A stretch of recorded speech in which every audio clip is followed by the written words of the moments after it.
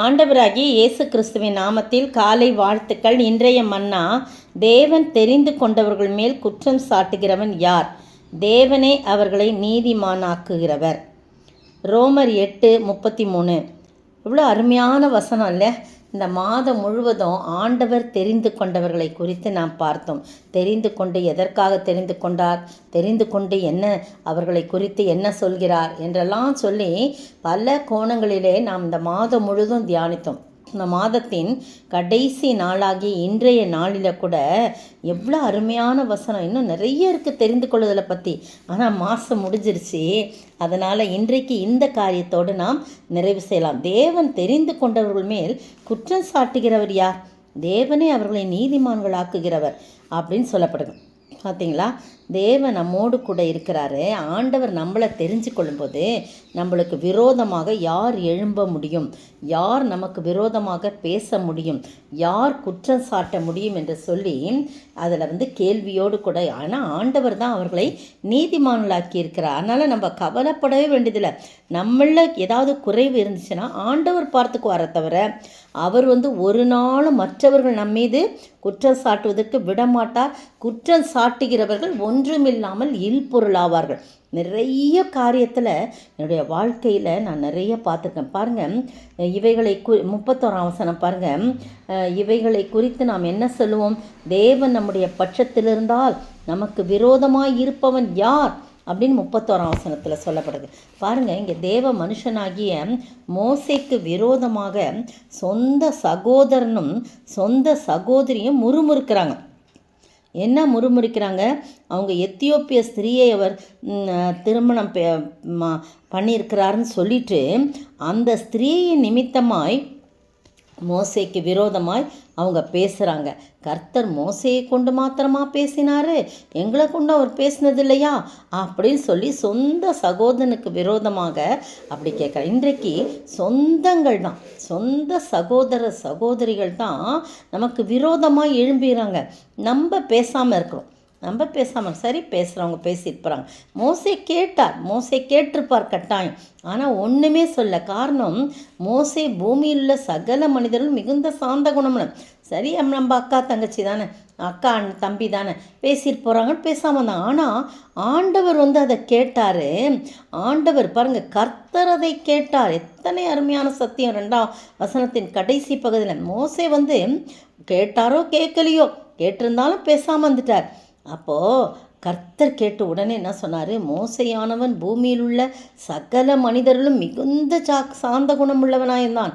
சடுதியிலே கர்த்தர் மோசையும் ஆரோனையும் மீரியாமை நோக்கி, நீங்கள் 3 பேரும் ஆசரிப்பு கூடாரத்துக்கு புறப்பட்டு வாருங்கள் அப்படின்றாங்க. உடனே கர்த்தரும் மேகத்தூணில் இறங்கி கூடார வாசல் நிற்கிறாரு. ஆரோனையும் மீரியாமை மட்டும் கூப்பிட்றாரு. அவங்க 2 பேரும் போகிறாங்க. அப்போ அவர் சொல்கிறார், என் வார்த்தைகளை கேளுங்கள் அப்படின்னு கர்த்தர் சொல்கிறார். உங்களுக்குள்ளே ஒருவன் தீர்க்கதரிசியாயிருந்தால் கர்த்தராகிய நான் தரிசனத்தில் என்னை அவனுக்கு வெளிப்படுத்தி சொப்பனத்தில் அவனுடைய பேசுவேன். என் தாசனாகிய மோசேயோ அப்படிப்பட்டவன் அல்ல. என் வீட்டில் அவன் எங்கும் உண்மையுள்ளவன். நான் அவனுடன் மறைப்பொருளாக அல்ல, முகமுகமாய் பிரத்யட்சமாக பேசுகிறேன். அவன் கர்த்தரின் சாயலை காண்கிறான். இப்படி இருக்க நீங்கள் என் தாசனாகிய மோசேக்கு விரோதமாய் பேச உங்களுக்கு பயமில்லாமற் போனது என்ன? கர்த்தருடைய கோபம் அவர்கள் மேல் மூண்டது, அவர் போய்விட்டார். ஆனால் என்ன நடந்தது? மேகம் கூடாரத்தை விட்டு நீங்கி போயிற்று. மீரியாம் உறைந்த மழையின் வெண்மை போன்ற குஷ்டரோகியானாள். பிரியமானவர்களே, நீங்களும் நானும் இப்படி கர்த்தர் நம்மை தெரிந்து கொண்டது உண்மையானால் நிச்சயமாக நமக்கு விரோதமாய் அது தவறோ அது சரியோ அதெல்லாம் இல்லை.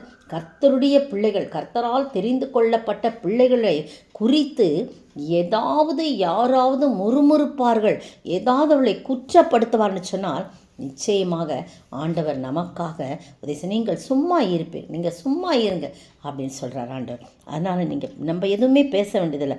அவரே எல்லாவற்றையும் பார்த்து கொள்வார். குற்றம் சாட்டுகிறவன் யார் இருக்க முடியும்?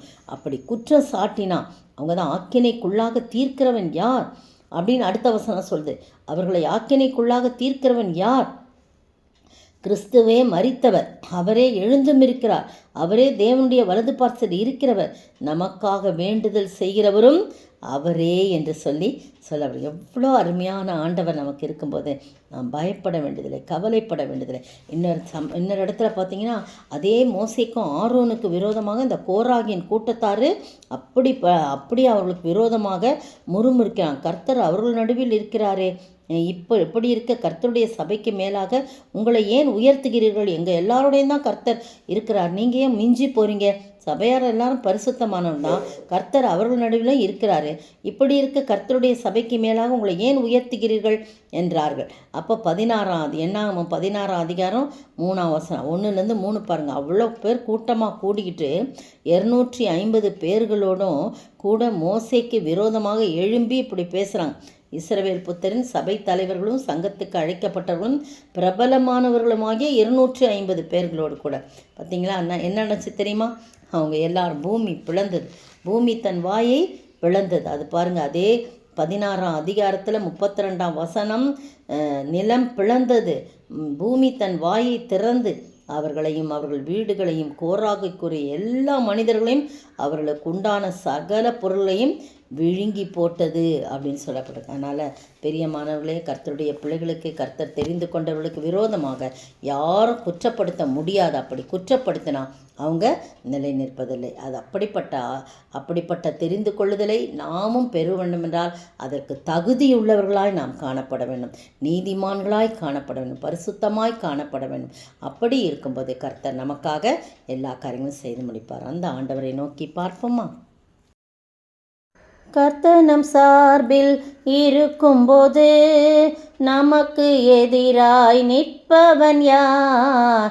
கர்த்தர் மேல் பாரத்தை வைத்து விடு, கலங்கி தவிக்காதே, அவரே உன்னை ஆதரிப்பார், அதிசயம் செய்வார். ஸ்தோத்திரிக்கிற ஆண்டவரே, துதிக்கிற ராஜா, தகப்பனே, நீ தெரிந்து கொண்டவர்களுக்கு மேல் குற்றம் சாட்டுகிறவர் யார் என்று சொல்லப்பட்டிருக்கிறது. நீரே அவர்களை நீதிமான்கள் ஆக்கியிருக்கிறேன் என்று சொல்லப்பட்டிருக்கிறது. ஆண்டவரே தகப்பனே, நீங்கள் தான் ஆண்டவரே தகப்பனே, எங்களை எவனை முன்குறித்தீரோ அவர்களை நீர் அழைத்திருக்கிறீர், எவர்களை அழைத்தீரோ அவர்களை நீதிமான்களாக்கி இருக்கிறீர். ஆண்டவரே, எவர்களை நீதிமான்களாக்கி இருக்கிறீரோ அவர்களை மகிமைப்படுத்தி இருக்கிறீர். ஆண்டவரே, அப்படிப்பட்ட கிருபையுள்ள தேவன் எங்களோடு கூட இருக்கிறீர். நீர் எங்களை தெரிந்து கொண்டீர் ஆண்டவரே தகப்பனே, அதனால் எங்களை நீதிமான்களை ஆக்கியிருக்கிறீர். ஆண்டவரே தகப்பனே, எங்கள் மீது குற்றம் சாட்டுகிறவன் யார் இருக்க முடியும்? அப்படி எங்கள் மேல் குற்றம் சாட்டி எங்களுக்கு விரோதமாக எழும்பும்போது ஆண்டவரே, நீர் இறங்கி வருகிற தேவனாய் இருக்கிறீர். அவர்களை நீங்கள் பார்த்துக்கொள்வீங்க, நாங்கள் கவலைப்பட வேண்டியதில்லை. அப்படியாய் உடைய பாதத்துக்குள்ளே ஆண்டவரே உமக்கு ஏற்ற விதமாய் நாங்கள் நடக்க பரிசுத்தப்படுத்தி பக்குவப்படுத்தி உம்மால் தெரிந்து கொண்ட ஜனமாய் நாங்கள் காணப்பட நீர் உதவி செய்ய வேண்டும் என்று கர்த்தரும் மீட்பரும் ராஜாவுமாகிய இயேசு கிறிஸ்துவின் விலையேறப்பட்ட நாமத்தில் ஜெபிக்கிறேன் பிதாவே, ஆமேன். நேற்றைய பதில், நீங்கள் கோபாக்கினையின் நிமித்தம் மாத்திரமல்ல மனசாட்சியின் நிமித்தமும் கீழ்ப்படிய வேண்டும். ரோமர் 13:5. எது பிறனுக்கு என்ன செய்யாது, எது எதனின் நிறைவேறுதலாய் இருக்கிறது? எது பிறனுக்கு என்ன செய்யாது, எது எதனின் நிறைவேறுதலாய் இருக்கிறது?